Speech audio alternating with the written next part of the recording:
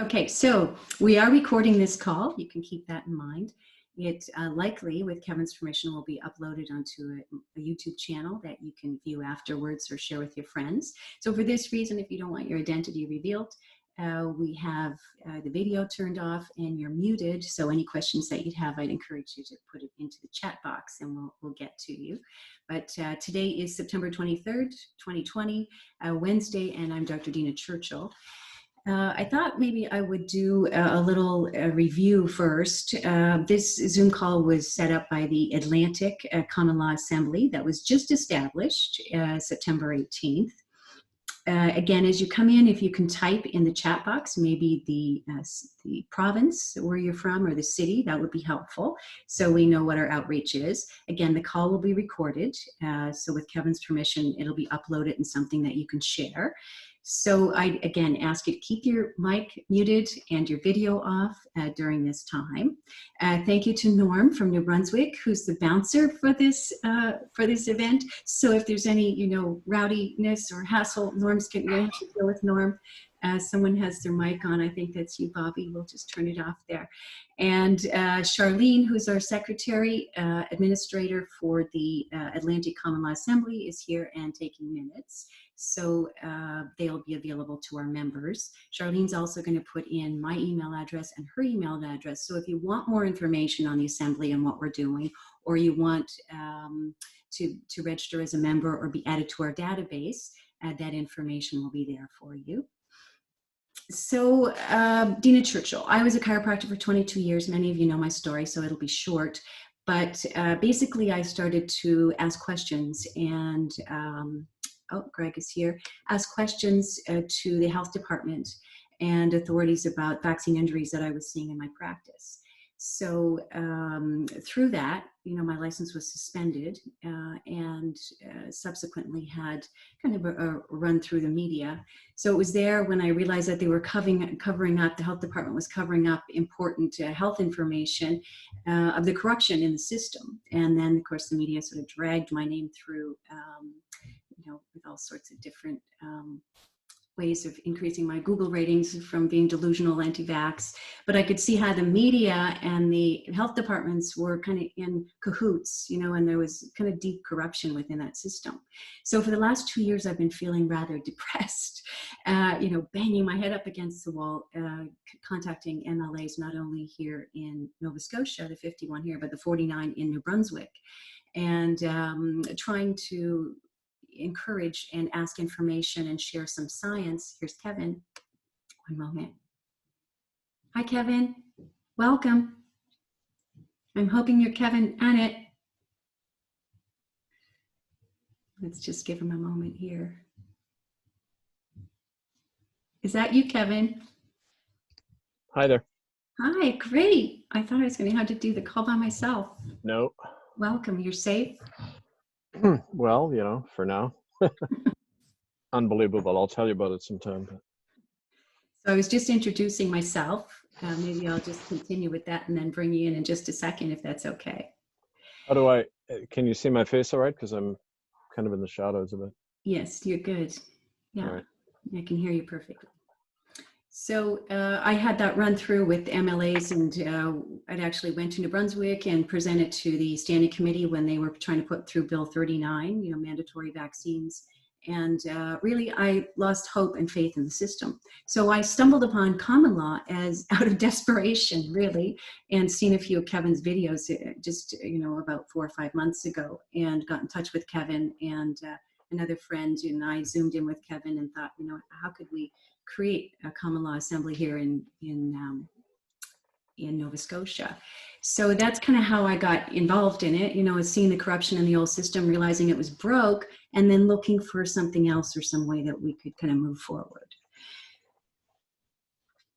What we'll do in the call too is some of the members, we sent out an email, some of the members have asked questions in advance, so I'd like to kind of target those questions first. And then if you have any questions, if you could put them in the chat box, we'll come back to the chat box intermittently and get to you before we leave the call. So really this platform, this Zoom platform, I thought would be a good idea for education and inspiration, because Kevin is a global advisor in this common law movement, gets hundreds, maybe thousands of emails with the same questions. So if we can answer some questions here, not only will it be efficient, but it's a way to, open our outreach. So we hope that you find inspiration and education in what we're going to do tonight. Our Common Law Assembly here, Atlantic Assembly, was formed September 18th. We had 28 members sign that charter, 8 in proxy. We have about 90 members now from different provinces across Canada, and we're still looking for more members. So I think Charlene, our secretary, has put her email there if you're interested in joining the Atlantic Assembly. She's the person to contact, and she can add you to the database so you can, I'm just going to admit somebody here, you can be abreast of what's happening, all the current information. Kevin, do you mind if I'm recording this? No, not at all. Okay, good. Yep. So maybe I can just do a little introduction of you first, and then you could give us an overview. So Kevin Annett is a Nobel Prize nominee, 2014 and 15. He's the recipient of the Pride Peace Award, 2016, community minister, human rights consultant, special advisor to the International Tribunal of Crimes of Church and State, award filmmaker, lecturer, broadcaster, author. He's born in Edmonton, Canada. He has an anthropology degree, also a political science, master's in divinity. So he organized the first public inquiry into crimes against Canadian Indian residential schools, June 98 in Vancouver, and has many different accolades, but the one that I love best really is being chief advisor to the International Common Law Court of Justice in Brussels in its 2 criminal cases against the Vatican, the Crown of England, and Canada and its churches for crimes against humanity, and forced the resignation of Pope Benedict and some of his other sex-offending friends from the Vatican. So this came from Kevin's book, one of the books, Common Law Training Manual. But so welcome, Kevin. Thank you. Thanks for having me. I'm sorry I'm late. I was coming from another meeting. So no worries. So maybe you could, I don't know if you want to fill us in on where you are and what's happening first, or maybe if you wanted to just give us an overview. How do you want to proceed? well, I think it's good to give a little bit of an update what's happening. I mean, there's very good and very bad things happening all at once, to be honest. What we've started with the idea that people can pass their own laws, govern themselves, enforce those own laws, it's spreading like wildfire. I mean, we're getting constant reports of people who we've never even contacted who get copies of the law that was passed by the Council of Assemblies on September 8th, and they're literally walking into all sorts of establishments and saying, it's illegal for you people to be imposing these COVID measures. It's coming out of these assemblies, and not even in terms of the impact it has at that moment, but the idea that in many minds it's planting the seed that people don't need their own government when their government is either not functioning or is criminal. And we need to reestablish democracy and the rule of law locally. And that's really the simple idea of what we're doing. But at the same time, people almost, I like the image of the guy climbing to the top of the 10-meter diving board, and he's makes a big thing, he's about to dive off, and then he looks over and he gets kind of scared and goes back down the ladder, right? I mean, we find that many times that people come to the brink and then they almost go, oh, like we're going to take on the whole system here. What's going to happen to me? They're just first kind of self-defensive response in people, right? And a lot of people are just backing off a little bit, right? And they're waiting to see, what happens. It's like when I was in grade 3, I remember this incident in Winnipeg. We didn't like the fact, like all of us kids were complaining, right, about all this. I went to a boys' school in Winnipeg, and we got tons of homework every night, right? And they were complaining, said somebody should stand up and say to the teacher, we don't want all this homework, right? So I said, yeah, okay. So I got up and said it, and expecting everyone to be backing me up, and everyone just sat there meek as the teacher began to rail on me, right?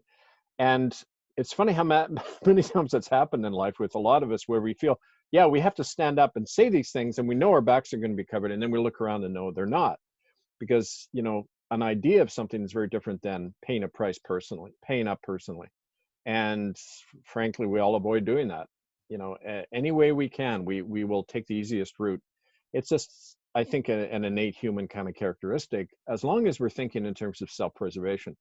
But as soon as we shift to a higher level, which is we're going to suffer more if we don't do these things. What's going to happen to people if we don't act, right? And I think that idea is catching on more. So it's this constant tug of war between those impulses in people. And I think generally we're making a lot of success. That's why the state has ramped up their divide and conquer tactics. Over the last 4 months, I've helped set up 8 assemblies on the West Coast. 7 of them are now either destroyed or coming to pieces because of the same methods of infiltration. It's not like people just do this to us. Black ops can only work when we cooperate with it.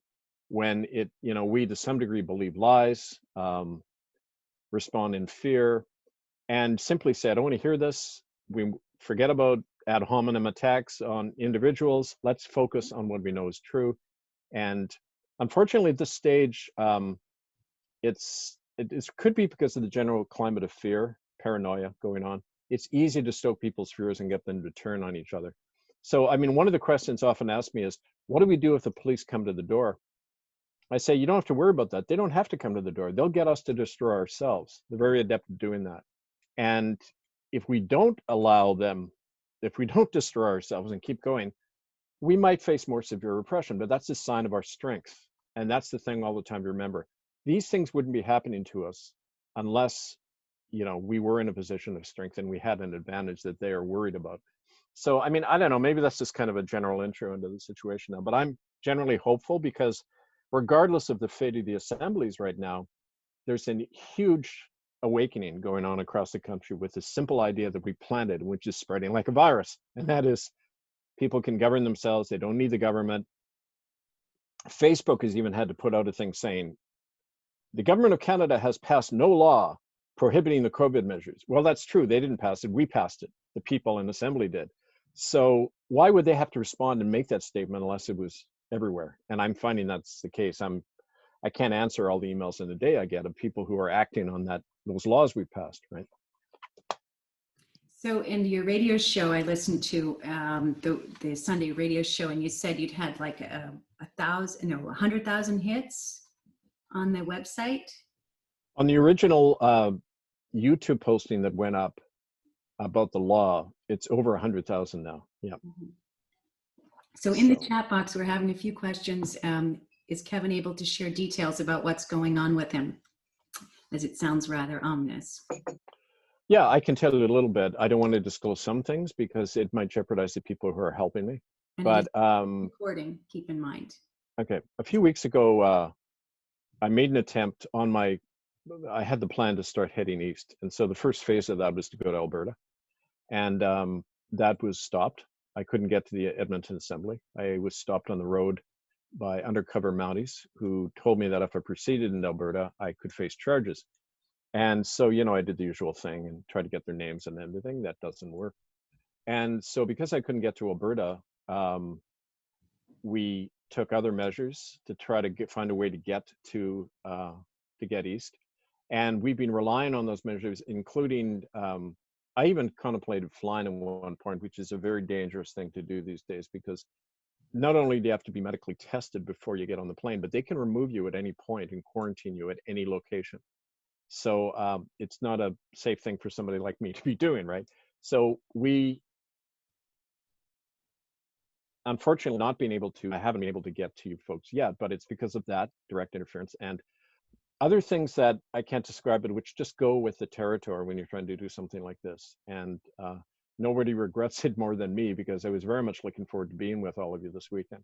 But we'll make it happen. It's just a matter of not giving up and keep at it. Yeah, and perhaps we can zoom in. We're sort of restructuring right now. For those of you on the call that didn't know this, Kevin was supposed to be here this weekend. We had a training session with him booked for Friday and a big event on Saturday, but we're still working out the details of how we're going to do that, because we really like to continue it and maybe have you zoom in and, Absolutely. We'll have the virtual Kevin. Well, I know, but we'll do it eventually. We'll get there. I'm just, I do want to have that presence, so I don't want to, not be there just because of this. So Well, and we're glad you're safe. Could you just tell maybe how you first got introduced to common law? Like, how did you want to change the system? What inspired you? What It was pain? very sorry. What pain? It's always Uh, pain that pushes us, right? well, definitely. It's like when, as a clergyman, I began the whole campaign after getting fired and defrocked about the residential school genocide. It came out of a very practical situation I was in.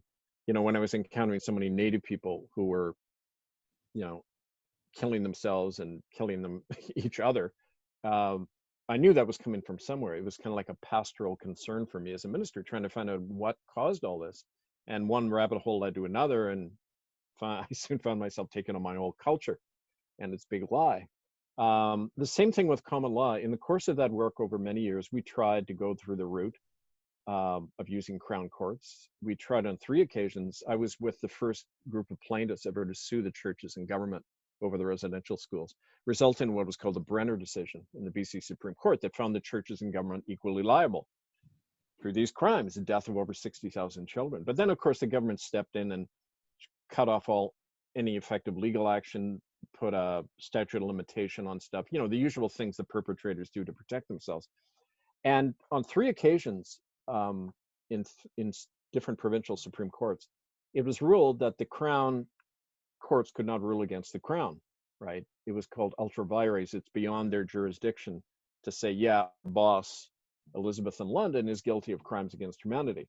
And so we realized we needed a different legal system. Common law made sense. I'd had some background. I'd done a year of law, University of British Columbia. And in the course of my work over many years, you learn things, you do your own reading, and you realize that people have the ability to conduct their own investigations, their own tribunals, and eventually their own common law courts. And so it came out of that need to circumvent a criminal system, basically, and how anyone who goes through the court system in Canada when it was operating, see how arranged it is, how controlled. It's run by a very corrupt, self-serving judiciary who are accountable only to themselves. The Judicial Review Committee of judges, if there's a complaint against a judge, the other judges get together and say, should we prosecute ourselves? No, I guess not. It's the same with the churches or the Mounties. They have an internal system of review that prevents any change, really, or any corruption from being stopped. Added to that is the system in Canada of colonialism, the Privy Council and Governor General system, where a few people pass the laws. In about 3/4 of the cases, the laws are never even brought before Parliament. They're passed order in council. And just like the COVID stuff was, the genocidal legislation, all of that came through order in council. So when you step back and look at all that, you realize we not only need a different system of law, we need a whole new system of government in Canada, because it doesn't work the way it is. And I think a lot of people, just from their own experiences, come to that same conclusion, right? So one of the questions from one of our members was, the Crown can't sue the Crown. This is why, if somebody brings this law that the council had, developed on restricting COVID measures, a lawyer can't really comment on that because they're Queen's Counsel, right? I mean, they're within the system. Yep. But this member wanted to know if there's any documentation how the Crown can't sue the Crown. Well, yeah, if you go to, I used to have them in my book, murderbydecree.com. We describe some of the history of this campaign to sue the churches and government for genocide, not just physical and sexual abuse, but crimes against humanity. And there's references to it was the Brenner decision in the BC Supreme Court. I believe Alberta and Ontario Supreme Courts all ruled the same thing, that the Queen cannot be tried under her own laws. Now that of course isn't even true, because there have been acts of Parliament in England that say the Queen can be tried for felony, just like anybody else. She kills somebody. There's her office, but then flesh and blood women can be tried for crimes. So that's a fiction, but you'd have to look at those. I could look up those precedents. There's also if you do reading Black's Law Dictionary, if you look up in there issues about jurisdiction and sovereignty, put in the word sovereignty. Of course, that word's being rapidly edited out of all the off the internet quickly.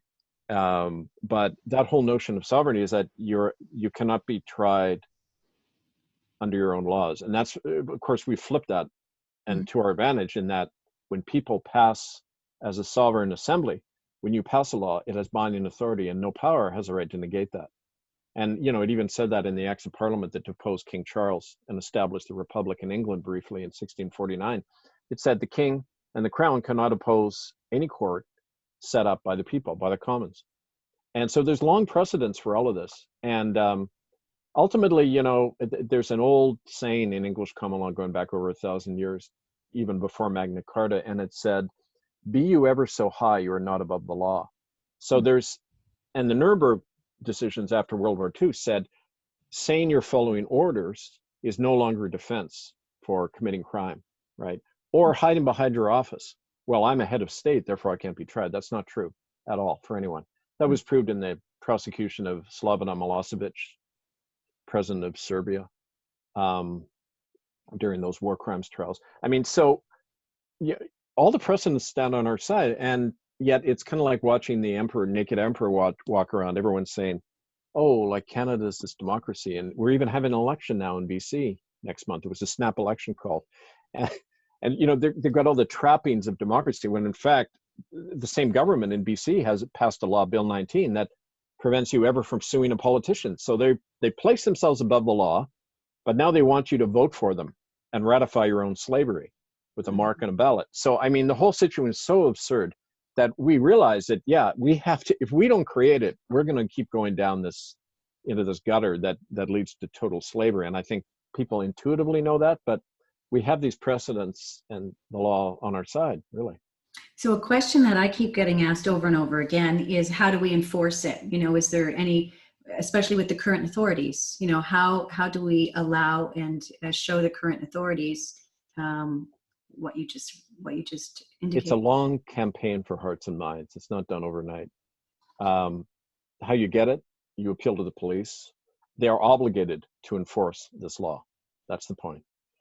This law that we passed is more representative of the will of the people than is Parliament or the courts, which are all closed.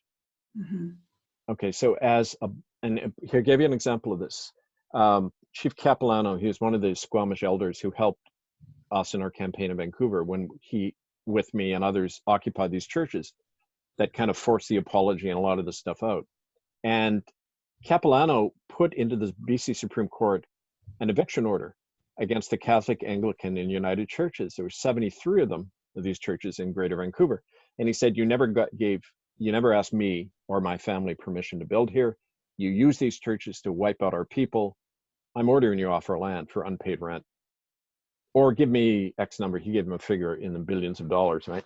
So he filed this in Supreme Court. We're handing this out to people the day that we occupied Holy Rosary Cathedral, the big Catholic cathedral in downtown Vancouver. So the top cop runs up, this big fat sergeant comes walking up and he says, what you're doing is illegal. And I turned to him and I handed him this and said, no, actually what we're doing is very legal. I've been authorized as legal agent for Capilano to enforce this eviction order. And as a policeman, you're obligated to enforce a court order. Isn't that true? And he looked at it and he said, well, if it's a legal court order, yeah, we have to. And I said, well, look, BC Supreme Court docket number, it's reprinted in murderbydecree.com. I said, so are you going to evict these churches now? You have to under the law. And he blanched and he got on the radio and then they all left. Okay, but the point is, he knew we were right or he would have arrested us. Right. Okay, so we have at that point, we have the power. We have the moral high ground. Just because they don't agree with us, like he'd lose his job if he went ahead and followed the law. We're teaching people a big lesson. They're supporting criminality. We're standing on the high ground. And eventually, if you do that enough, they start cracking and they'll start coming over. But we have to be firm and keep doing it over and over and over. And if you want quick results and you want an instant answer to how we do this stuff, that's not on the cards right now. We're not going to get instant results. We're going to teach ourselves. We're going to learn. We're going to win people over gradually. But eventually, what you find in big movements of change is things right to the last minute before things break, the power of the so-called system seems intact and inviolable, right? And then all of a sudden it just, boom, collapses because there's this subterranean process of change going on in people's minds. And you reach the 100th monkey and boom, it changes. And when it changes, there has to be us standing by to say, you see what we've been saying all along? Now join, and the Republic will go through the take off in a huge way at that point. But we have to have done the preparation, tilling the soil before then, right? We can't just instantly say, okay, I've got the answer, follow me. No, that's not how it works. So in a practical way, we try to get the police on board. We use our own common law sheriffs to do it. And everyone in the common law republic is expected to enforce the law. And if you have a whole community about to enforce something, that's pretty powerful. It's more powerful than 10 cops doing it, right? Mhm. We just have to give people the confidence and lead by example that they can do these things lawfully. So theoretically, then, the police really work for us under a common law paradigm. They just don't know it yet. That's right. And they suspect it. I mean, we even had a policeman, I give an example, last 2 weeks ago now in Vancouver. One of our people went to the Vancouver police and showed the September 8th order, you know, saying COVID measures are illegal, stand down.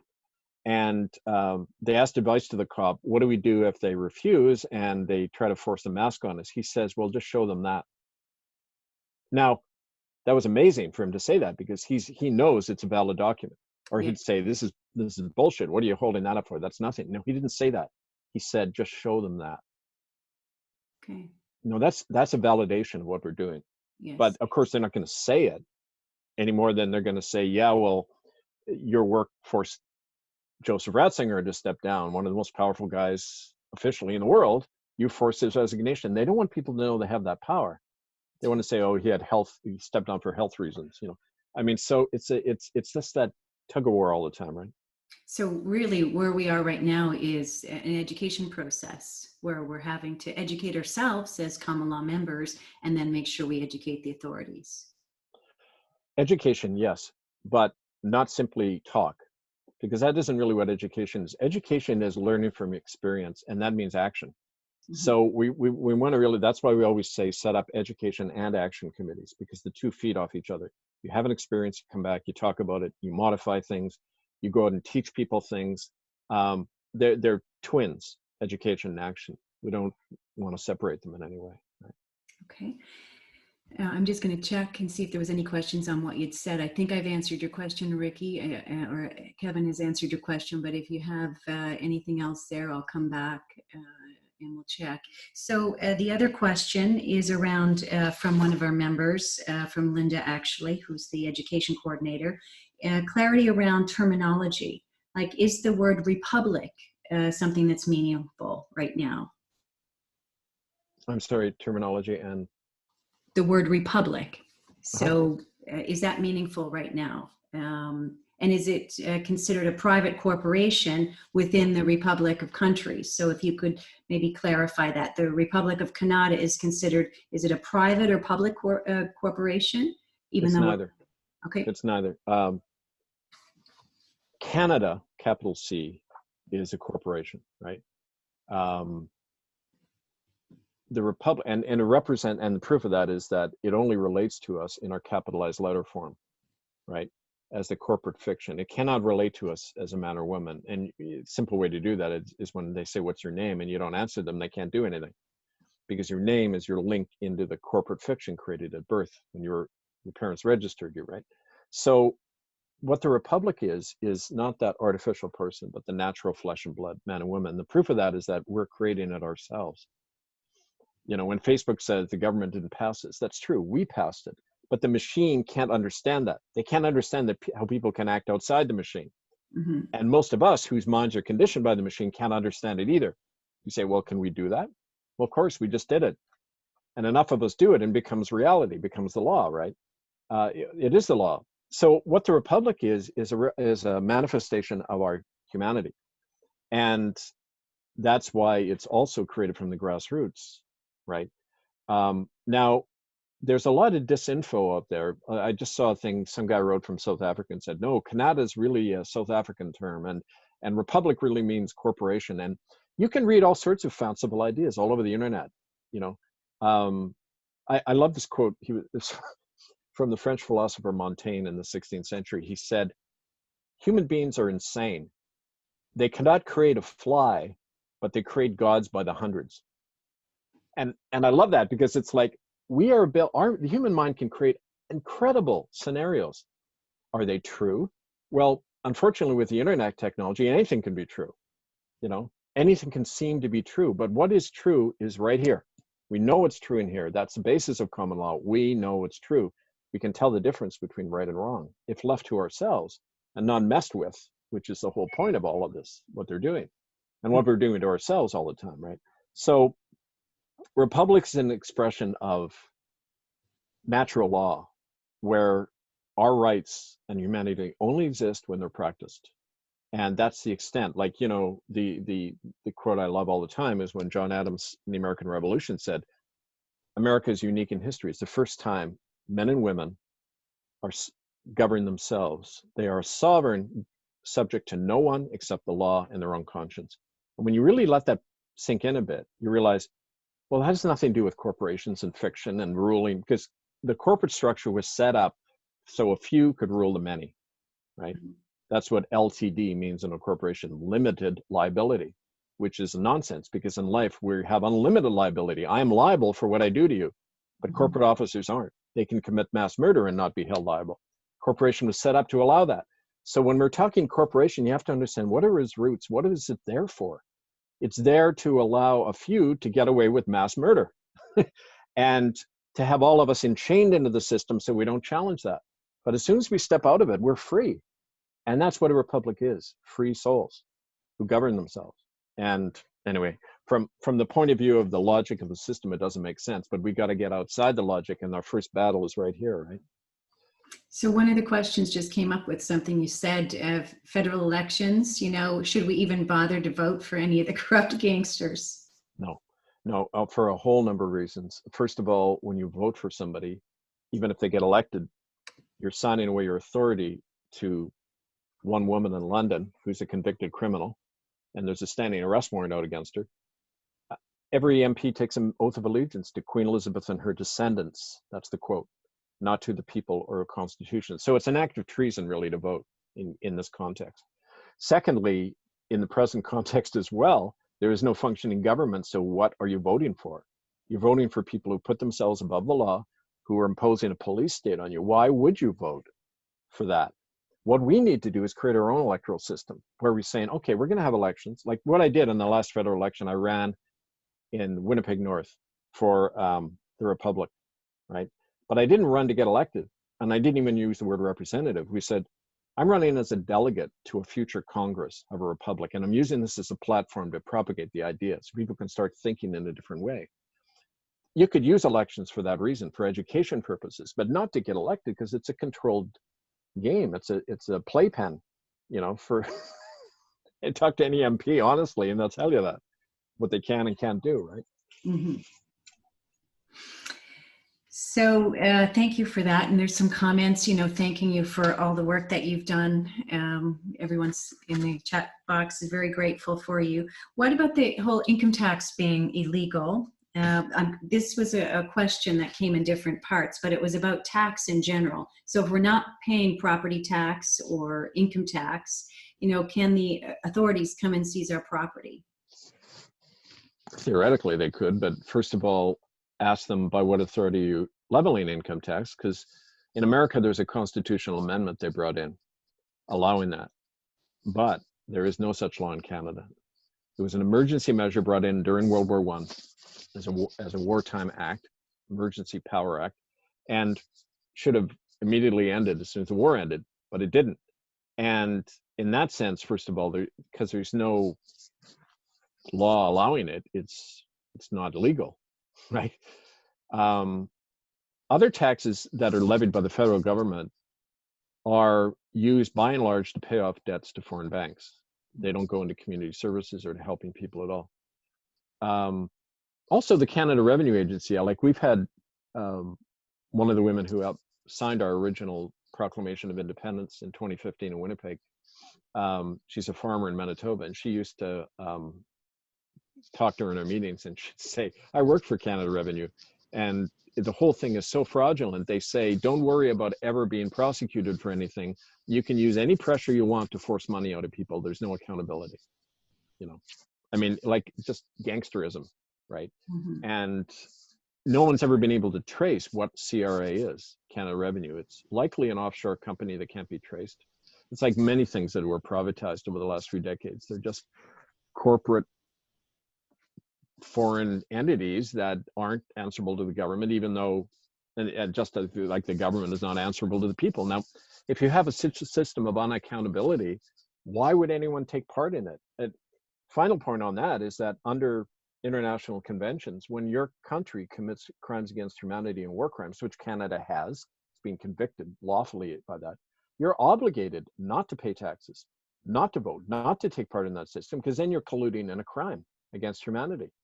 And that's in the International Criminal Court, Article 25. They talk about the obligations of individuals. They say you cannot fund a criminal regime.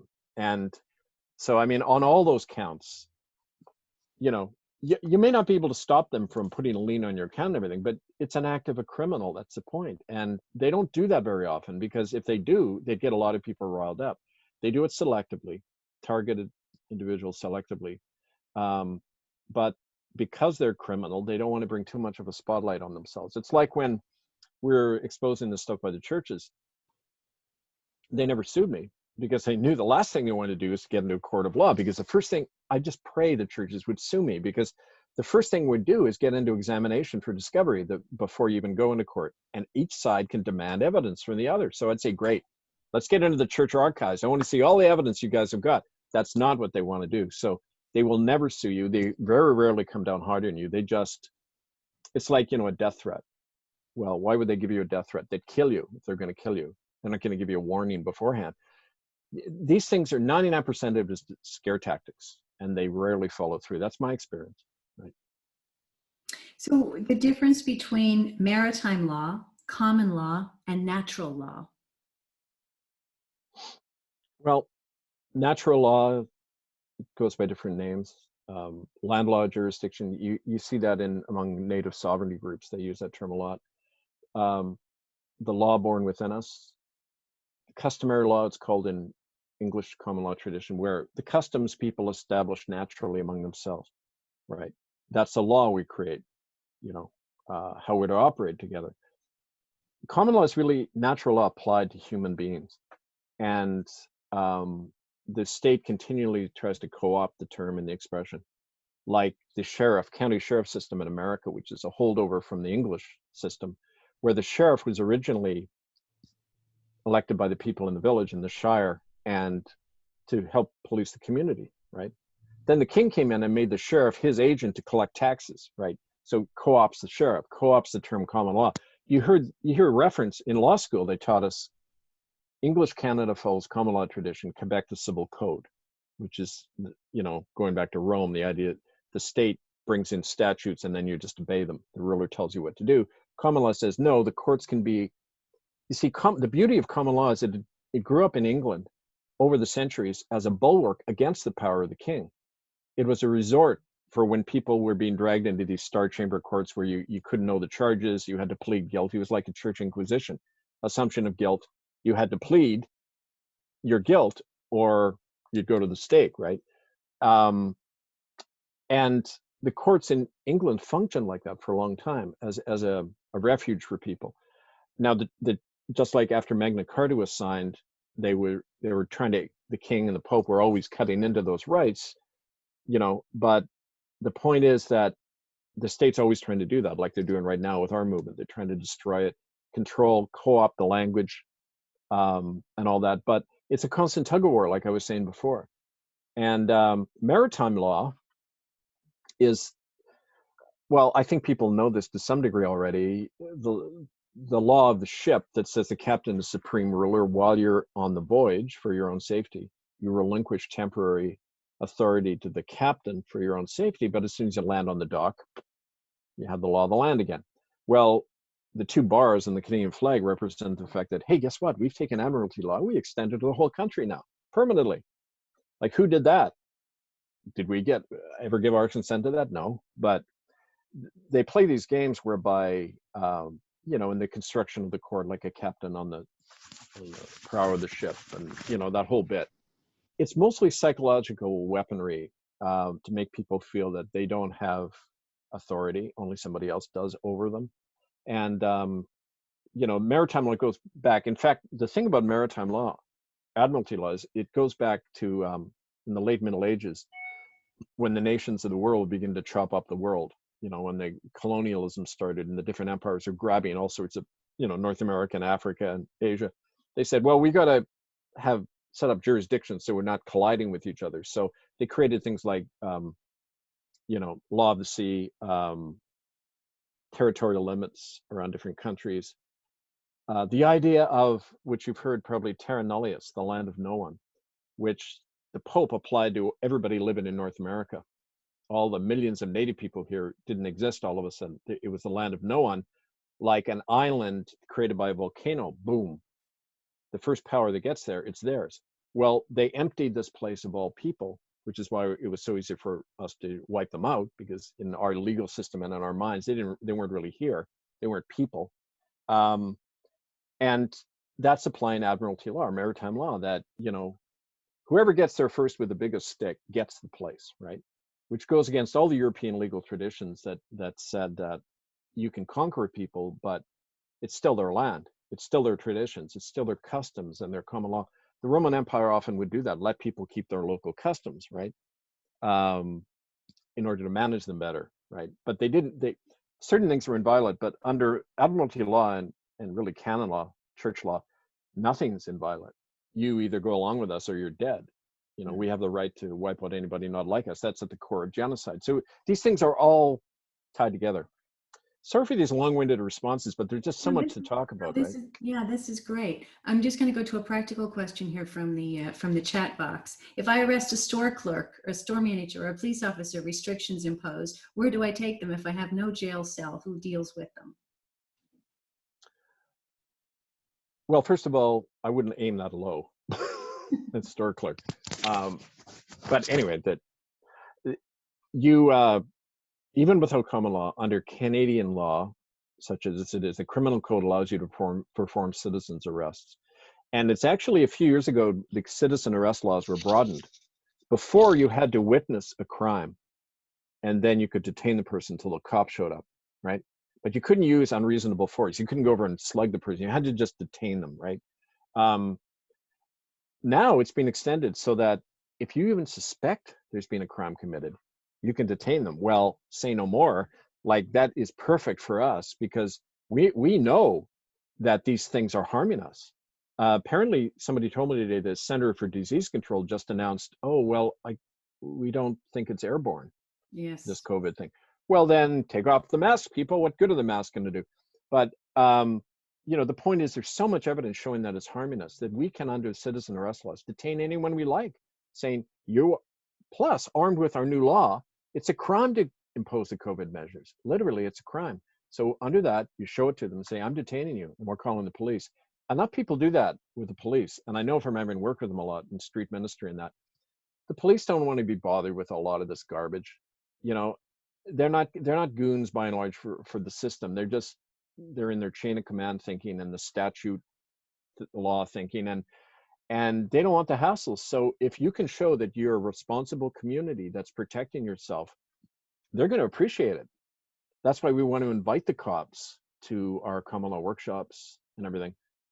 Mounties are a different matter, and that's because they're under a military kind of jurisdiction, and there are more severe consequences for a Mountie if you do that. Mm-hmm. You're tried in your own courts. It's like being a minister.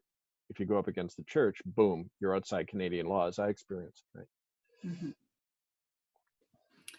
A question again from the chat box: how do I get out of paying my taxes? Well, what we could do, one of the things that we want to start, and we're starting a whole campaign around non-payment of tax. How you do it, you cite the stuff I mentioned earlier about international law, no law allowing income tax in Canada, and that What you do is you get together a group and you pass this is another law you could pass in the assembly. Here's an idea. You say we are nullifying all federal income tax and channeling it back into our communities. So it's not that we're not paying it, we're putting it into another, we're paying it to another source. You set up a trust fund in your community, call it whatever you like, community tax or whatever, and you say, we're going to use that money instead of paying off banks overseas, we're going to use it here to fund our own community. So that way you're not committing a crime, you're doing what Sun Tzu says, you redirect their energy, right? You don't say no, you say no, we're just putting it over here. And that's already got a lot of support, especially among, when people take this idea to mayors and older people in their local town councils. You catch their ear when you start talking like that. So I mean, that's one thing to do. It isn't just individually, what do I do? It's how do we have a collective response through our assembly to this? Because that's how we really protect each other, by doing it as a group, right? And then how does that affect the services that they claim are supported under our current income tax? Education systems, schools, medical system, hospitals. If we aren't paying taxes, do we still have access to those? None of those are funded by federal taxes by and large. They're either provincial or municipal taxes, if you look into it. Education, health, all that. Very, federal taxes go to transfer payments from one province to another. But they're not funding essential services by and large. That comes out of local and regional tax. And, so that's the short answer. Okay, good. Thank you. Someone asked about one of the members asked about a Canadian passport. Would it still be valid, or would you get a common law passport? Eventually, don't forget, a Canadian passport is your artificial corporate person. You can hold on to it. That's your fictitious identity. Fine. Just like you use the fictitious identity to keep getting your pensions and your health benefits. That's your make-believe identity. But over here, you've got a new identity. And yeah, there will eventually be our own ID on that. There's different debate going on about, do we want passports yet? Do we want various IDs? One group that needs ID right away are sheriffs, or common law sheriffs. And to identify themselves, people are even talking about doing uniforms for our sheriffs, right? As long as they don't look like a denturist. You got to look like a professional, right? You got to take this seriously and show that we're taking it seriously, right? It's not just somebody in sneakers showing up. Hi, I'm a sheriff. So with the Canadian passport, that's what we talked about. Okay, good. And if we're not paying taxes, we asked that question, the tax exemptions. So someone had asked if the tax exemptions would be like something that the Native or Aboriginal people, they get a tax break on fuels or other goods. But you're saying it's a redirect of our monies, and that we don't have to reclaim our straw man name. We can be parallel in both systems, and we don't have to choose a side. Is that right? Right. I mean, go around, if you say to the system, as people have done, like my buddy Dean Clifford in Manitoba, he loves to do this, and I love the guy, right? Because he's brave, but he's also kind of dumb, because what he says all the time is, screw you, system, I'm driving around without ID. What are you going to do about it? Well, they usually throw him in jail, or they seize his guns, or they put a lien on his account. I mean, so as one person taking on the system, the system loves that, because they can make an example of you and scare a lot of people. Okay, so we don't want to do that. We don't want to play their game. But at the same time, we can say, as individuals, it has nothing to do with us. This whole corporate fiction, it's really nothing to do with us. It was your fabrication. You imposed on us without our consent or knowledge. Therefore, something imposed without consent or knowledge is null and void under contract law, because everything is a contract. Everything is an agreement. And if we haven't been given all the proper information, this is not a binding agreement. And so it doesn't have any power over us, ultimately is what I'm saying. We can walk out of it at any time. And someone has just asked in the chat, who does the person I arrest under common law answer to? That's the assembly, is that right? Yes. I mean, ideally, once we get more police on board, you do an arrest, you take them to prison. Or it doesn't have to be imprisonment. You can impose a sentence of community service or banishment from a community, or any of the measures people feel they need to protect themselves. So, I mean, that's where the creative end comes in. We got to think of not just retributive justice, but, like Native people do this a lot, alternative dispute resolutions they have in their communities. Traditionally, in Native law, you would have to make personal recompense to the family you harmed. In other words, it had to be a change of heart. They didn't want to just punish people. You want to have a change of heart so people see that, yeah, we want to be, the right kind of person. We don't want to do these wrong things. And I think that in most people, including the servants of the state, they have that desire to do the right thing, but they don't know how. They know they're going to get in trouble, because if you got the psychopaths at the top of the hierarchy setting the pattern, everybody's going to go along for the sake of their pension. So we just turn the hierarchy upside down and say, no, they're gone now. We're going to recreate things. And we want to, it's John Adams' old line, no republic will survive without a virtuous citizenry, right? Virtue, doing the right thing. There's nothing without that. Pack it in, folks. We can't do anything, right? So theoretically, if the international common law rises above kind of our current system, could we not use the court system, the jails that are already in place, if they are working under kind of an international common law? Oh, yeah. I mean, but that's about 4 steps down the road. We got to sink our own roots first. I mean, it's hard enough to sustain these assemblies, but that's the vision we've got to be putting out all the time.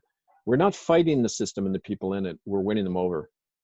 And that's the energy that strengthens us. Everything we do strengthens us. Whereas if you're protesting, everything you do is weakening you, because you're waiting for a response that never comes.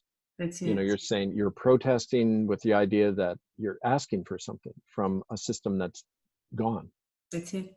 Right. That we're living in a new regime now, and petitioning and voting and all that, forget it. It doesn't work. Well, and I found myself, it was draining my energy to be out there protesting and sending emails. And, when I finally let go of that and said, you know what, this is corrupt, it's not working, it's broken, I have to go and see if there's another system, if we can create a new paradigm. I felt liberated. I had energy all of a sudden. I wasn't depressed anymore. It was like I had to let go of that old corrupt paradigm in order to move into a new way of thinking. Now, don't forget, coming together in protest, public gatherings is great. It's really important to keep people. I was having a Zoom call with some people in London, England, and it's horrible over there. They've got 10 p.m. curfews. You can't go from one town to another. Everything is locked down. And people are going nuts, but they're still holding big rallies in Trafalgar Square in London, right? And they're getting together and they're hugging and they're crying and they need that contact, right? So we need those gatherings. We've got to reclaim public space all the time, especially outdoors, as you folks are going to be doing this weekend. Just being close to the earth and children and animals and just keeping our humanity alive. So I don't want to say, ignore those things, but what's really going to change is what we create for ourselves. And that's exciting when you think about it, right? It is. Yeah. So I'm just going to pop into the chat box and see if there's any questions.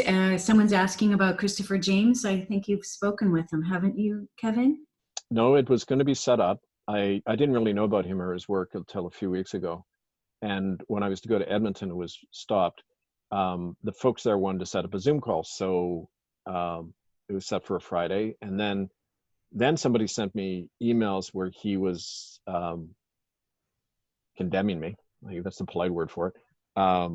Circulating, that Unify the People and other groups have been putting these recycled smears on me from 10, 15 years ago.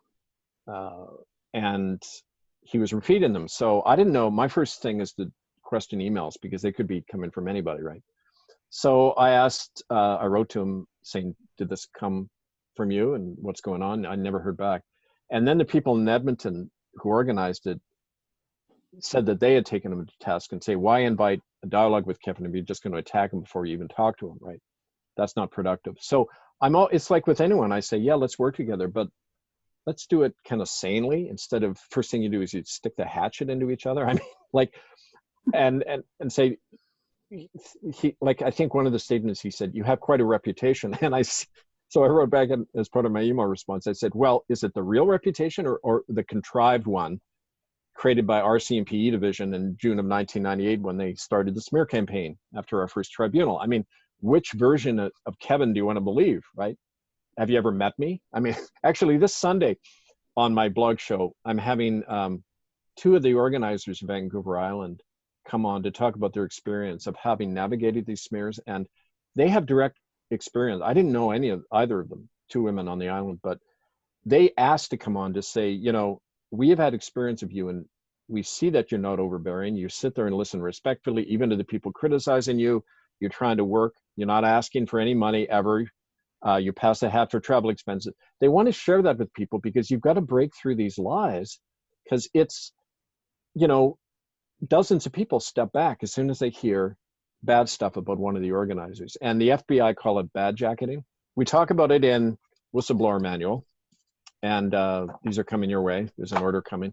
They call it bad jacketing. You target the best organizers, and you hang, you know, kind of an odious thing around them, like rumor, misinformation, the whole bit, to get people to not only not trust them, but don't trust each other. You create an atmosphere. Thank you.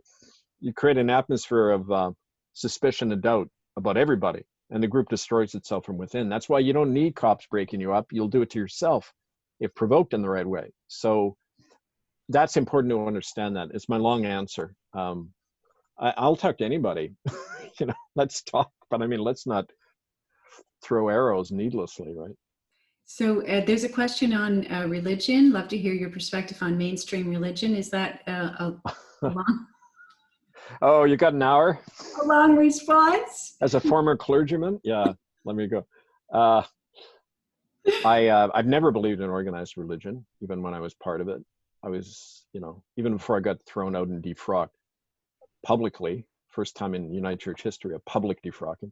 You know, even before that, I understood that the whole notion of trying to impose one idea of God on everybody is an imperial idea. It came from the Roman Empire originally. It doesn't come from our innate spirituality, which there's 6 billion forms of that, right? And there's no one way to truth. And when we respect that, that's discovering a higher spirituality. When we find that respect rather than religion, which is, I think, historically created as a way to justify the power of a few over the many.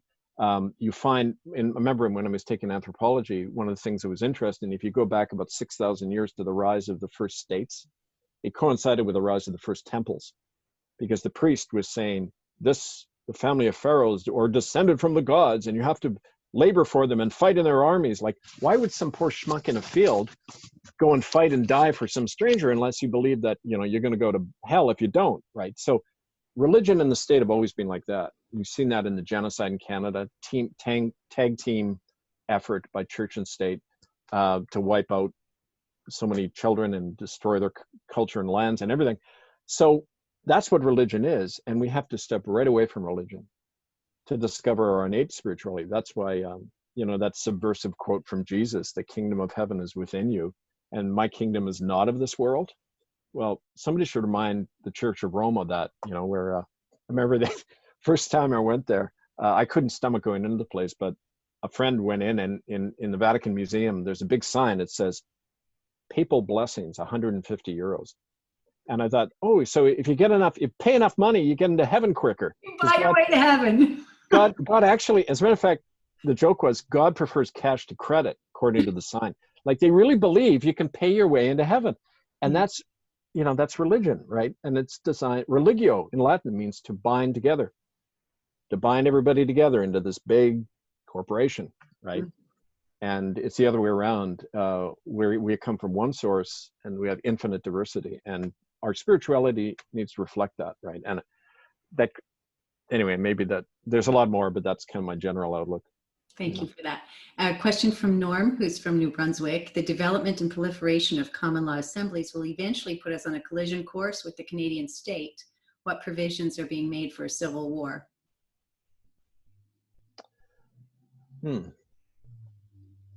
That's a good question. Provisions, what we're doing, the best provision we're making is giving people a sense that they can govern themselves, because it isn't just a nice idea. It may seem like just a nice idea right now, or a way we stop having to put on masks, but in the long run, it's going to be a lot more, because the society is coming down. There's a civil war being engineered, especially in America, but it spills over here. And it's coming out of China, which is the rising power in the world. It wants the resources. Trudeau, one of the first things he did when he got into office was pass the Foreign Investment Protection Act, which allows China to station its troops on Canadian soil. Act of treason. Why didn't he go to jail at that point? But we have 3 separate accounts, and I've seen a film clip of Chinese troops jogging down the road on Salt Spring Island. And these are guys in non-Canadian military uniforms, all of them Chinese, and being dropped off the West Coast. And also, having confirmed this, but one of our sources said, one of the few remaining military units in Vancouver at Seaforth Armories, like an artillery regiment, has been ordered east, out of the province. So, I mean, I believe Trudeau made a deal. It's just, you're going to hand over the West Coast to China as part of the grab. And the civil war that's coming isn't going to be between us and the States. It's going to be between China and patriots all over North America, America and Canada. And, so, I mean, that's one take on it. I'm not sure if that's entirely going to be the way it plays out, but civil war, when we're challenging the system, the more people on board, the more peaceful in theory it can be, the less risk there is for everybody. We have the numbers. But it's hard to look into the future. The reason I was hesitating at first is I can't imagine what's going to happen, but I do know that the only recourse we have is to each other and what we can do, because the system isn't going to protect us. Look what it's doing to us right now, right? Mm-hmm. Yeah, well, that's what moms say to me, really, will this work? And I said, well, the current system is broke and wants to mask us and eject our kids. So, it's got to be better than that. Question here about 5G. What can we do about 5G? Dismantle the towers directly. In Netherlands, one of our sister organizations there, I'm trying to remember what town it is. I think it was Eindhoven. The assembly wrote to the Eindhoven City Council and said, you have 30 days to take down these 5G towers, this half dozen that you just built. If not, we're going to take them down. And 30 days went by and they did it. They went in. Now the thing that they had the advantage, they'd been active for many years. And in Europe, they have a tradition of this whole notion of citizen militia. And that's, to answer what was asked before too, what we do in case of a civil war. We talk about a people's defense militia, citizen militia in a community, because the right of people to defend themselves and their community is basic to common law. The American thing about the right to bear arms, in the Constitution, it doesn't talk about the individual right to bear arms. It talks about the community, a militia within a community. So collective self-defense, that's part of what we have to do, right?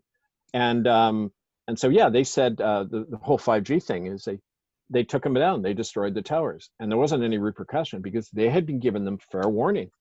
This is a threat to our health. We have to defend ourselves. We're not going to go along and be killed just because the government that's in the pay of these corporations doesn't act in our interest. Of course, they're not going to act in our interest. We have to do it. So it's a matter of doing it lawfully, upfront, respectfully, as non-violently as we can do, but that's committing violence on us. We have to save our children, right? Bang, just stop it directly, direct action. And the very fact of doing that creates an interesting, you want to create these dramas, right? Where people learn. Like Martin Luther King used to say about the civil rights movement all the time. He said, yeah, we want to create confrontation, right? Because this is how you expose an evil that's been institutionalized. You have to expose it by confronting it. And then it's brought to the surface and maybe we can resolve it and heal it somehow. But you have to, otherwise, I mean, the real question is, what's the alternative? Are you going to politely ask them to remove it? That isn't what happens in practice. That's what direct action is all about, right? Mm-hmm. Thank you. And one question here, can I make my property a Republic of Canada or give it back to the First Nations? You can try, but it's wiser to do it in a bigger way as a whole community. And giving it back, it depends what you mean by First Nations, because that's, again, a corporate designation created by the Canadian government in the 90s. A First Nation exists when, you see, many places in Canada, there were no treaties signed. Like in BC, there were very few. The Crown just came in and said, boom, crown owns everything, and agree or die. And but they couldn't alienate the land from the people. This goes back to land law and natural law and everything. But what First Nations do is by signing treaties, you give away your traditional ownership of the land and you become a corporation. So it's like a municipality. You become a native nation suddenly becomes a municipality under Canadian law. That's a corporation. It corporatizes the native world, the First Nations, and all the chiefs are involved in it, all the government-funded chiefs. And so if you're handing it over to them, you're really handing it over to the government, because natives do not own their land under the Indian Act on reservation. They occupy it as wards of the state to administer it for the crown. And, the Brits did the same thing in Ireland to my ancestors. They would come in, conquer an area, get a local tribal chief to administer the land for the British, right? But they were slaves on their own land. And that's how it's set up in Canada. So the only native people you should go to as allies really are traditionalists, clan mothers, people not living on reserve, people who understand, that division that exists between the government state-funded puppet chiefs who are working for the state and the crown, and the others, the majority who live off reserve, who are starving and dying half the time, and the remnants of their clan mother and traditional systems, which were made illegal under Crown law. At least in Ontario after 1920 or something, you couldn't have any other system but the chief and council, which still runs things as an arm of the state. So, and that's a long answer, but it all weighs into what we're doing, right? So in the whole Agenda 2030, and the regionalization and centralization of power, how can common law address that? It's got to. That's why we exist. You've got two models in the world. You have the corporatocracy, this global corporate machine that's being imposed and supersedes all governments. All government, you notice, there's no government in the world that's opposing these COVID measures. There's that, and then there's the people. You have that bipolar thing happening, right? And you have our alternative of self-governance in a republic, which is springing up in opposition all over. Like I think I mentioned to you, Dina, that I have Zoom calls all the time from people in Russia, in Europe, even in Thailand, of people who don't even know anything about common law, but they already understand intuitively what we have to do. In opposition to this corporate machine, we have to reassert local self-governance. And it may not seem as huge and effective as their machine, but ultimately their machine comes down to illusion, fear, and its loyal servants. And if you get those servants on board and plant a germ of an idea in their head, their system starts crumbling. We proved that with the churches, right? As soon as we started appealing to the people on Sunday and getting them to stop putting money in the collection plate, that panicked the churches and they collapsed and started talking about apologies and all this stuff, which was a cover-up. But I mean, the point is that we compelled that. Not many of us compelled that to happen because we hit them where it counted. And we can do the same thing with the corporatocracy. It's never as big and awesome as it seems in practice. And your strategies for that were, their public reputation, like you said, hitting them, their weak points, their public reputation, their money, threatening their public. You call out people. Well, also they knew they were liable personally. Mm-hmm. You pull back the mask. You say to Justin, you're liable for everything you're doing as a man, right? I'm sorry. I've got to tell a joke I heard, if you don't mind me digressing for a moment. Absolutely. The joke I heard the other day was, I hear Justin Trudeau had a sex change. He's become a man. With testicles. Really? I wouldn't know, but, yeah, I thought that was. Yeah, thanks. That was great. That's good. You gotta laugh. Good feedback. So here's a question from Neil. Do you still have time, Kevin? Do you have another call or anything after this? You're okay? Let's see. So, no, I'm good for another hour. Question from Neil. I feel what's going on in Canada and the US right now is that the capitalism has no use for the people on these lands anymore and has uprooted and moved to China. And since about 1980, the genocide has shifted to the remaining populace. Would you agree with that? Absolutely. Mm-hmm. I've seen that borne out ever since I began to become aware of the details of genocide in the 90s as a minister on the West Coast and as a street minister as well before that. that plays itself out all the time. That simple truth, right? And I mean, Canada's always been a resource base for different empires, right? British, American, other Chinese. I mean, it's nothing new, but it's more extreme now because the situation in the world is, there's this huge power struggle going on between, like Orwell predicted in 1984, the three power blocks of Eurasia, East Asia, and Oceania, right? North America, Russia, China. They're fighting for hegemony, and China's on the upswing, of course. America's going down, and Russia's brokering the two, right? Like the Vatican does all the time, right? Plays both sides, and so yeah, it's very much what's happening. But the problem is that when you're a part of that, you know, it's so weird, and this goes to so many other issues as well. When you're part of something, you can't see it for what it is until someone says, like the listener just said, a simple truth. The power when people realize, oh yeah, look at it. I step back and look at what we're in. It makes total sense what's going on, and you start shedding illusions at that point. So I think that kind of knowledge is really essential, right? Thank you for that. Someone asked if you could talk about the sabotage in the assemblies, You mean the details? What happened? or maybe just generally what some of the strategies they use. Rumor and smear,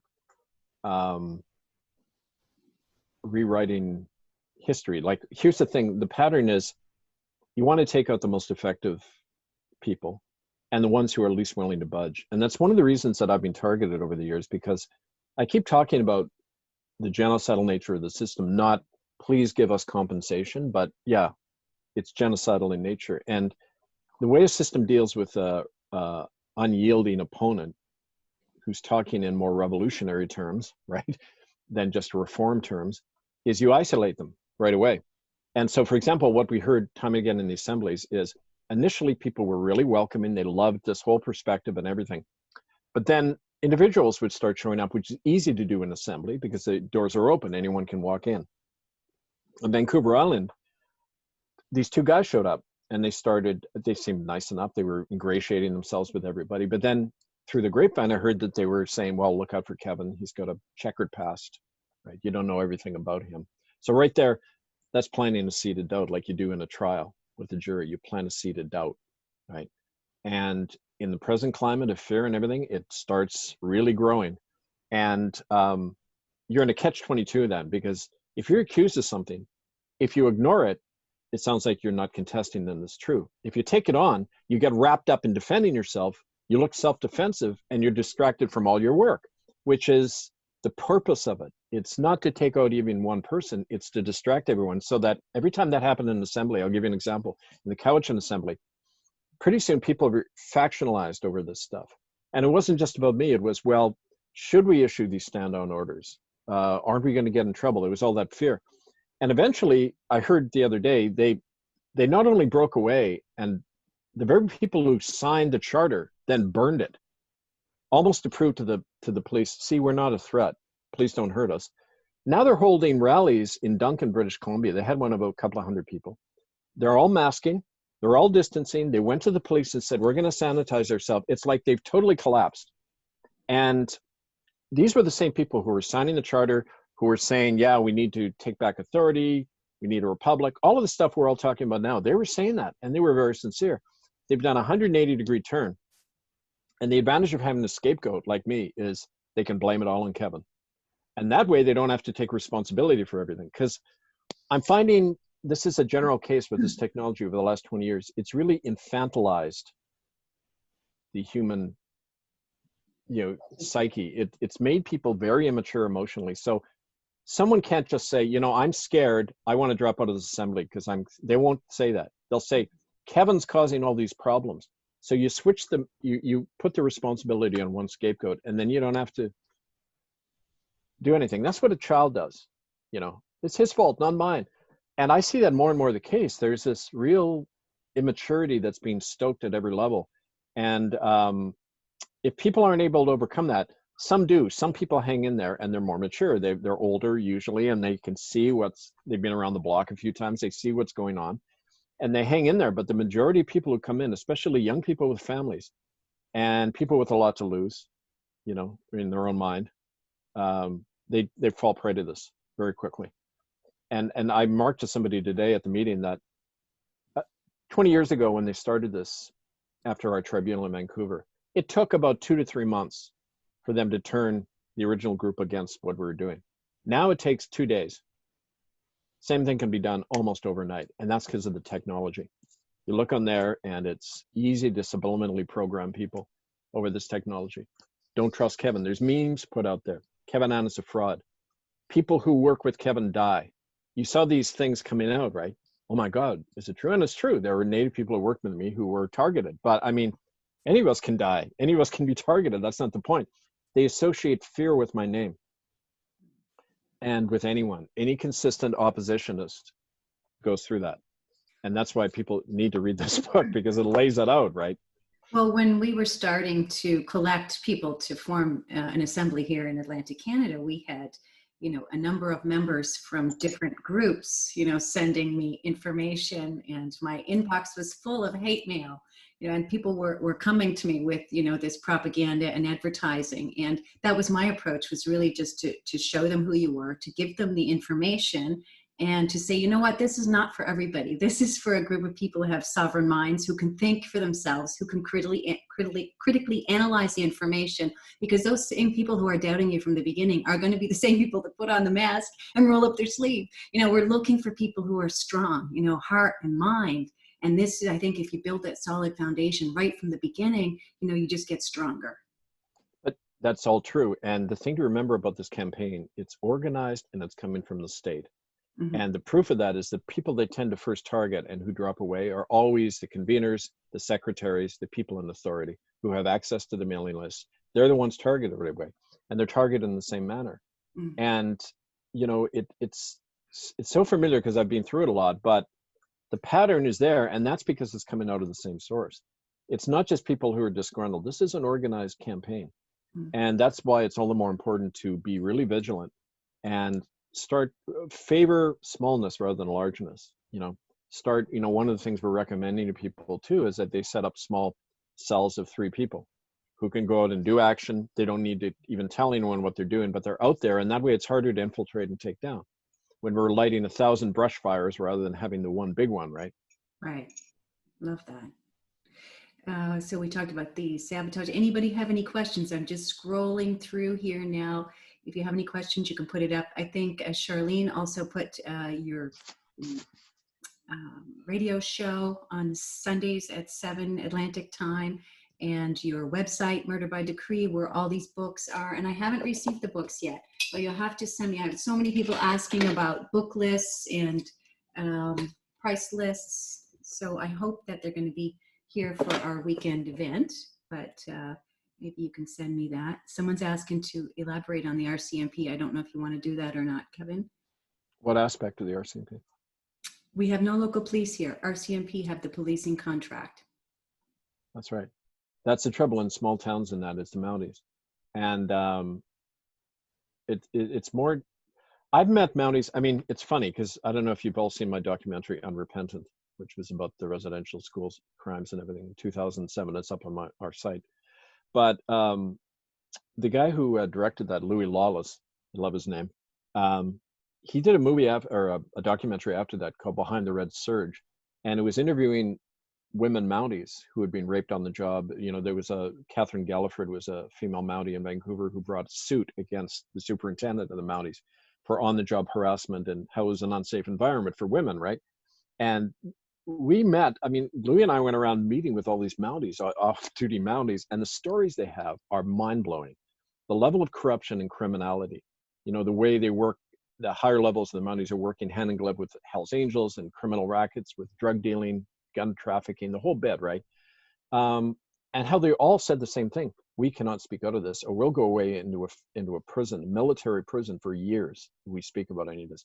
Because when you're in the Mounties, it was originally set up as a paramilitary body, right? Royal Canadian or Northwest Mounted Police, to destroy the native nations as we were heading west, right? That was their mandate. And they've been a political police and like a paramilitary organization ever since. So Mounties who we're talking to, we have to remember that they will face, like a native person does, extreme consequence if they get on board with us. So we can't approach them thinking that, they're going to be as direct to help as the local police can be. I mean, the normal police, municipal cops, who aren't bound by that. In other words, a Mountie isn't really a citizen. It's like an Indian under the Indian Act. They're really a dependency of the state, and they're in a more precarious situation. So that's something to keep in mind. You should still approach them. I mean, but I don't know. You've got to be aware too that they're obligated to report anything they know, uh, to concerning threats to the crown, whatever. So. Kevin, because of the ongoing psychological and social engineering operation that's in play, should not assemblies remain decentralized? I think in terms of the daily work, yes, but we have to liaison with each other, because we learn lessons from each other. It's really important in growth that, the successes you're having. I mean, the fact that so many people are gathering in the Maritimes, that's inspiring people all over. I tell people all the time about what you're doing. And eventually, assemblies need to come together, because that's how a republic grows in the grassroots. Eventually, you have district assemblies, delegates to a national congress one day. That's one of the plans. That's a constitution has to be ratified by local assemblies, but it's got to be shared, because I mean, if we don't stand together, one of the net effect of the civil war I talked about earlier is going to totally balkanize and break up the country, which is what will serve Chinese interests very much. They want it broken up so they can just suck all the resources dry. And so I mean, like, we got to think of those bigger issues too, not just keeping ourselves secure locally, because ultimately your only security is public presence, but real vigilance and a lot of common sense, smarts, right? So maybe as we, if there's any more questions, you can put your questions. I may have missed them, so if you've asked it already, you can copy and paste it down so I can see it here now.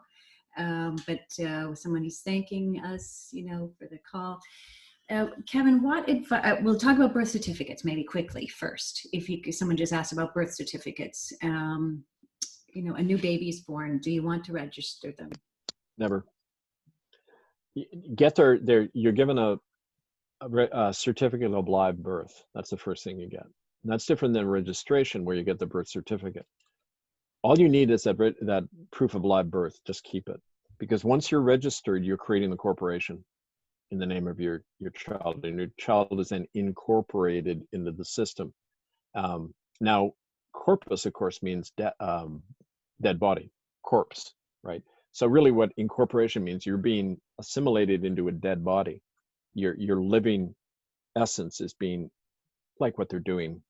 The game plan eventually is incorporate everyone into this one machine. I mean, we need to resist that from day one with our children. And it also, by not plugging them into the system like that, they're non-monitors easily, and they can't be later in life told, like, you have to obey because since birth you've been part of this corporation called Canada, although they don't put it in those terms. But no, I would say don't ever register, or do the registration. And where do you get the certificate of live birth? Is that well, I've got mine. They usually just give it to the parents. It's normally registered in Division of Vital Statistics in whatever province you're in. Okay, Write to Vital Stats and ask about certificate of live birth. They might call it something different in Nova Scotia. I don't know. But. Okay. And if we've already reclaimed our straw man and registered with the International Common Law, does that negate the birth certificate then? I don't know. I mean, that's a good question. There's different ideas about that. I'm not clear totally about how it does that. The reality is you don't have to register with anyone or anything to step out of the system, right? Because don't forget, it's a fictitious reality over there. Mm-hmm. And we can't use a fictitious reality to make it real, right? We only make it real by saying, no, I'm not, that's not me. We're also kind of a bit concerned about having everybody's information centralized in one place, because why do we need to? I mean, eventually in a free society, you don't need ID, you don't need registration. People govern themselves, right? Mhm. So I'm just, I've got questions about that whole thing, right? That whole approach, but we should talk about it. Yeah, well, we've been thinking, right? How Yeah, to develop a website or maybe have people yeah. register themselves. But again, as you expressed your concern about that, I've sort of just left it for now, thinking about maybe not centralizing our process. Um, There's so, pros and cons. Yeah, it's like anything. You got to weigh the two, but so what practical steps would you have? How can we be of service? If somebody's just coming in on the call, they've never heard about common law, but they're really upset with these lockdown COVID measures, masking and mandatory vaccines, what's the first step they should do? resolve in your own mind not to cooperate. If you don't have that resolution in yourself, in your heart and mind, say, no, this is wrong. I'm not part of it. I will not cooperate at any level. That's where we'll start. Then gather with others like you and get educated. But it's education towards action of how we can start reclaiming it. And like I was just talking to some people in Burlington, Ontario. They just formed it's not an assembly yet, but it's somewhere between a cell group and an assembly. They're getting together, the 8 of them. And this one woman, she's in her 70s. She went into a local store, a Loblaws, and the manager was so angry at her not for masking. He got her in an arm lock and was shoving her out the door. He was assaulting her and hurting her arm. She turns around and plows one right in the guy's face, right? Bang, just don't touch me, right? Now, those impulses, those are important. Are you going to go along or are you going to resist? And there's no substitute for that resolve to resist. And it's strengthened by others and stories like that of, we're not just not going along with any of this. So I think that that's something people are realizing themselves, but that's where it starts. Andrew asks, what I know of unknown estates, trust contracts were beneficiaries of in our corporate ID. Can we claim beneficiary status and be paid out? So what they say, yeah. Apparently people have done that in American courts. Not in Canada, of course, but American courts have recognized the difference between the artificial and the natural man, woman, right? They say person, but again, a corporation or a human being can be a person, which means mask, persona in Greek, a mask that an actor would wear. Person is an identity you adopt, but it's not really you, Mm. right? Okay, so but the American courts have said there have been cases where people have sued their artificial man for having money collected in his name, in the natural person's name, illegally because it wasn't done with consent or knowledge or anything. So and they won. So but I'd be really surprised if a Canadian court did that because there's no tradition in Canada of the judiciary being a balance on government. In fact, to give you an example of that, the Chief Justice of the Canadian Supreme Court sits as a member of the Privy Council, the boys club that passes all the laws. There's no independent judiciary in Canada. They're all just hacks of the crown, right? Mhm. And so yeah, so that's an American model, but it doesn't mean we can't do it in our common law court system. In fact, we need to, right? And again, that's part of the pushback, right? There's consequences for their actions. Yeah. Ernest says, should I get a lawyer to petition New Brunswick Vital Statistics for my statement of live birth, as I am No, barred to get it by the New Brunswick statute law? no, do it by yourself. Don't ever rely on a lawyer in Canada because first of all, they're restricted in what they can do as a servant of the crown, as a member of the bar. And I mean, there might be a temporary help if it's on a small matter, but if you're going to rely on them for other things, it'll only go so far. And it's better to do these things ourselves anyway, because in a common law court there are no lawyers. There's just people presenting their own cases and people defending themselves. So Great, thank you. So if there's any more questions, pop them up now, please. So Kevin, first off is resolve in your own mind, that you're just going to say no. Surround yourself with other people who have that same sort of commitment and compassion and commitment and dedication to that process. And form an assembly. Would you say that's the third step, to form an assembly and start? I'd say the assembly is the fourth step. I think the third step is form a cell of 3 or a few more people and start educating yourselves, getting confidence with each other, taking actions, assessing what happens, learning as you grow. And then when you have enough of those people, then an assembly can follow, because that way it's on a more solid foundation. If you just open the doors right away and you don't have that, you get what's going on, at least on the West Coast. And maybe it's just weird out here or something, but it's you need the foundation. I think the cells and operating in those smaller ways first creates a better foundation on the house, right? Great. And do you know who David Lindsay is? Someone asks in the chat. Yep. What about HST and GST? We have a business. How do we deal with that? Well, I understand that you're not actually, there have been court cases in Canada, believe it or not, where they have won. I know there was one out in BC years ago that said you don't have to charge that you're free not to charge it. And I think that had to do with how it was passed. You know, like when the system allows you leeway like that, it means they're admitting that it's not all above board. And so, but no, there are precedents where it's saying charging this is not essential. And don't forget, our campaign against income tax, you know, in Canada leads naturally to that all tax, you have to question the validity of all tax if it's coming out of a regime like Canada that's a convicted criminal body and is now acting unlawfully. Why should we pay them any taxes? How do we get around that? We should talk about that whole plan of withdrawing, putting the taxes locally, saying I'm not paying GST, PST, I'm putting it in the community trust instead, something like that, right? And as you said, that'd be an attractive proposition for some of our local mayors and our local people to think it's being put back into our own businesses and economy. Exactly. That's the whole idea. Keep the money local. Good slogan. Keep the money local, yeah. What constitutes common law court, as you just mentioned? I'm not sure. What you mean, what's in a common law court? I'm not sure what you meant by that, Linda. What constitutes common law court? So you could maybe clarify that. Money as a means of exchange between two parties is important. Common law currency, so local communities can take control of our resources. Does a person need to register a new business name? What about finding a name? Registering a business name. You mean with the common law system? I don't know if that's what she meant, but maybe. No, I'm not sure. So number of community corporations, you're looking at your clock, so you're going to have to go. No, I'm something else that got my mind. Sorry, I'm fine. A good-looking girl walking down the street. No, it was the rain actually. I was something else. Doesn't matter. Okay. So DUNS, DUNS, number of Canadian Corp and Nova Scotia Corp, as well as help and a refusal to pay taxes. With the DUNS, DUNS, I'm not, the registration. Underground. Yeah. DUNS. I'm not sure what DUNS is. Okay, I'll skip over that one.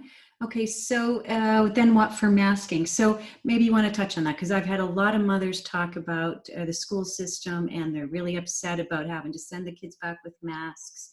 And my recommendation was, you know, no shots, no mask, no school. What do you suggest? Absolutely. Keep them out of school. Don't ever mask.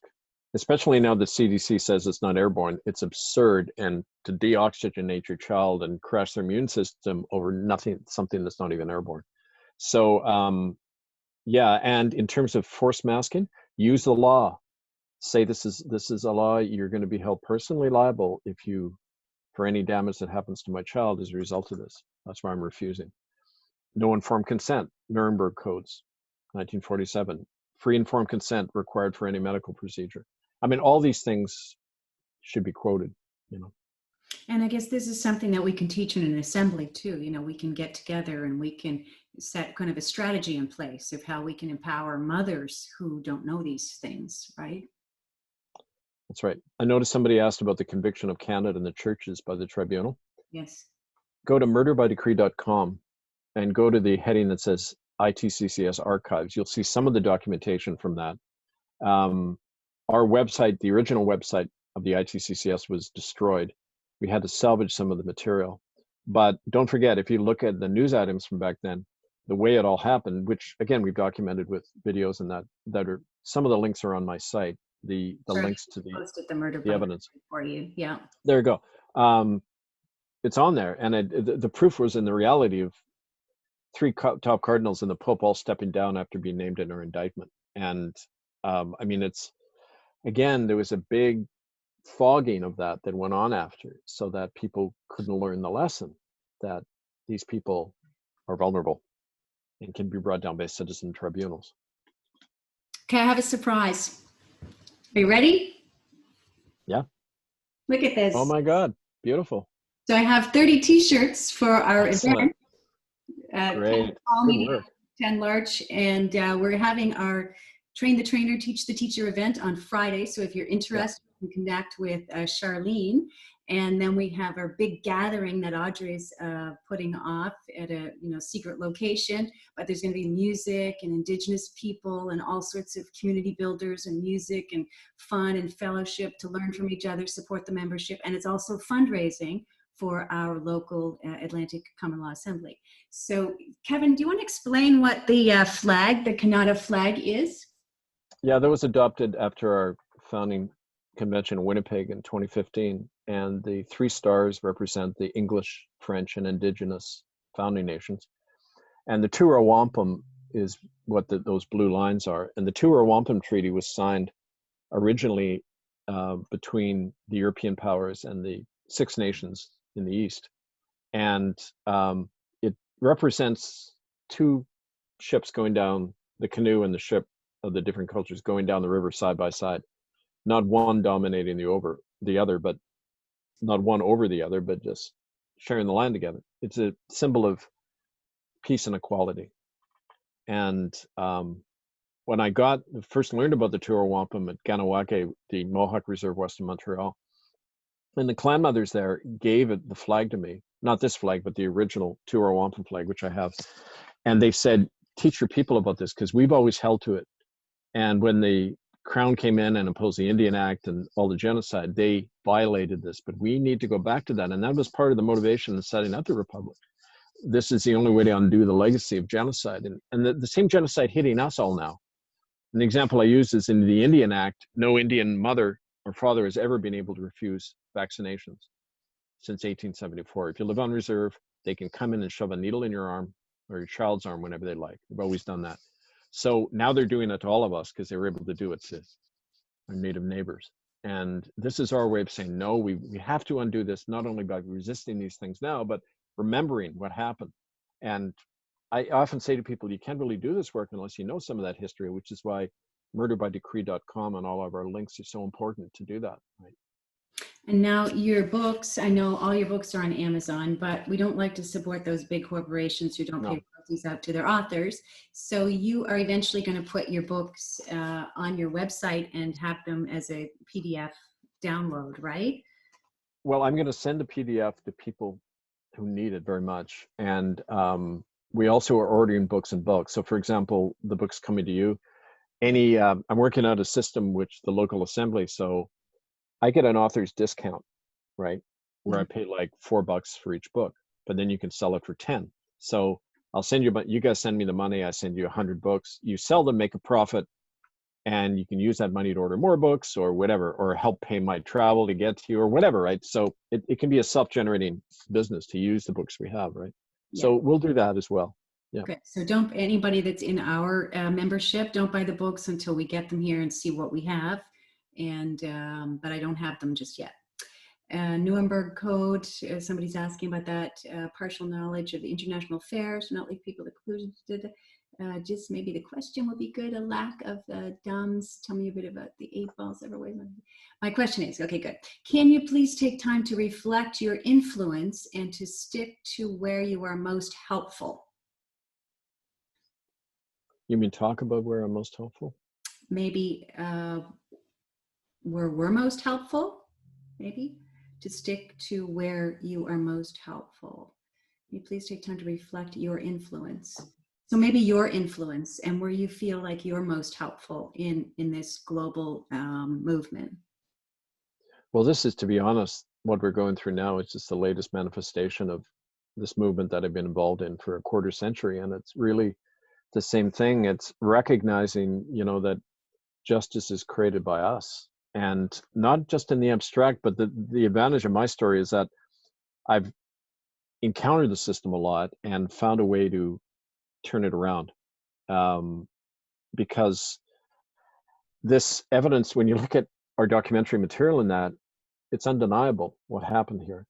And yet the same system that does it is continually burying the knowledge of that. And the importance of my story is that you can see how if one person had this kind of impact, imagine if 100 of us were doing it. And the key to that is not giving up, knowing what you're part of, knowing how they're going to react, like all these smears and divide and conquer methods they use, and sticking to the high ground all the time, armed with evidence. Without the evidence, you don't have half your strength. And our power is that it's always based on hard evidence. And on, we call the system on, we called them out. We said, look, you claim to be democracy, then how can you be acting this way, right? And the power of what we're doing is we're offering an alternative. We're saying to people, you don't have to be attached to the system anymore. So, I mean, it's all of that, but it's the best way to answer that question is to read more and to understand more about where I've come from and what we've been able to achieve. I mean, I don't expect you to read all 17 of my books, but there are short clips I've done or, which I think Dana has, but we can send them out. I want to do kind of a whole presentation on this. We're trying to work on a sequel documentary to Unrepentant, which talks about this whole thing, how it led up to the present. So that's another thing that might help, but I don't know if that answers your question. Yeah, that's great. And for those who are watching, Kevin's not going to be here for the Train the Trainer, but we're going to try to Zoom him in. So Audrey said she's got things set up that she could do a Zoom. Good. And I'm glad. we can still do that. So again, if you're interested in registering, connect with our secretary, Charlene, who's posted her information there, and then she will direct you to where you need to go. We think it's safer that way for everyone to keep our, make sure everybody's registered before we release kind of the location of where the events are going to be held. And again, the big gathering on Saturday is going to be an amazing event. So we really want you to sign up and come and support our fellowship, to learn. And like I said, it is a fundraiser for our assembly too. So thank you for that. You can't do another one in about a month, can you, by any chance? So I can take part. Kitchen parties, we love those. Oh yeah, well, good. Yeah. There's a person from Newfoundland who says he's not part of an assembly yet, Neil, but there's 2 people there. Renette is on this call, and also Craig. So if you can connect with me, I think Charlene will put their address there. I can connect you to those 2 people because they said so there's your 3, there's your cell. But he's in Newfoundland and can use the Charter of Rights and Freedoms to argue the measures being implemented or the Bill of Rights. No, because the Charter of Rights is being revoked, which it can be in a public health emergency. The Charter of Rights is just an act of Parliament, which they can revoke at any time. So you can't use it because it's inoperable. Like one of the first things Trudeau said is you can't gather, right? Freedom of assembly, restricting it to 5 people. You couldn't do that in America because the Constitution says Congress will enact no law that violates these fundamental liberties. You can do it, even if they bring it in, a court can then strike it down because it's unconstitutional. But here in Canada, the final say is the Governor General, not even Trudeau, right? Head of state is the Governor General, the Queen's personal buddy. And they revoke it all. They revoke the Charter of Rights in practice, right? They won't admit that because it would get people angry. Mm-hmm. But in practice, that's exactly what they've done. So the charter challenges are like, kids playing in a sandbox, right? But the parent is still watching over them, right? It's not the result of a constitution that's got to be written by all of you. That's one project that you can start in assemblies. What does a constitution look like? At the back of, or in the case for Canada, we put forward a sample constitution.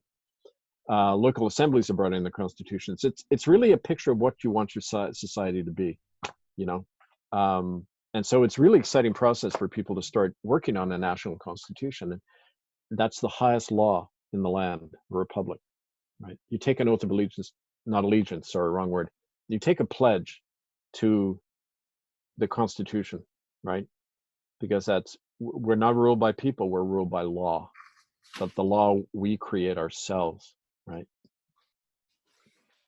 So maybe Charlene, you can pop up. There's somebody asking about the movies and documents. So I sent Charlene has some of the links to the radio show, to Murder by Decree, the Republic of Canada, the Repentance movie.